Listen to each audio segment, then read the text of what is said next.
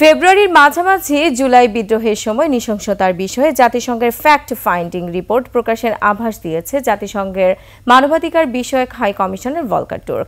জেনেভায় জাতিসংঘের সংশ্লিষ্ট মিশন অফিস থেকে প্রকাশের আগে প্রতিবেদনটি বাংলাদেশের পক্ষেও অনুমোদন দেওয়া হবে। বিস্তারিত আকবর হোসেন সুমনের রিপোর্টে। সুইজারল্যান্ডের দাভোসে অনুষ্ঠিত ওয়ার্ল্ড ইকোনমিক ফোরামের বার্ষিক সভায় যোগ দিয়েছেন অন্তর্বর্তী সরকারের প্রধান উপদেষ্টা অধ্যাপক মোহাম্মদ ইউনুস। সুইস পার্বত্য শহর দাভোসে এই বিশ্ব সভার ফাঁকে মোহাম্মদ ইউনুসের সঙ্গে সাক্ষাৎ করেন জাতিসংঘের মানবাধিকার বিষয়ক high commissioner Volker Turk. July August অভ্যুত্থানে নৃশংসতা নিয়ে সংস্থার ফ্যাক্ট ফাইন্ডিং মিশন চূড়ান্ত প্রতিবেদন প্রকাশের অপেক্ষায় আছে বলে জানান তিনি। পতিত শেখ হাসিনা সরকারের সময় বাংলাদেশ থেকে পাচার হওয়া বিলিয়ন ডলারের অর্থ ফিরিয়ে আনতে ইউরোপীয় সেন্ট্রাল ব্যাংকের প্রেসিডেন্ট ক্রিস্টিন লাগার্ডের সহায়তা চেয়েছেন প্রধান উপদেষ্টা।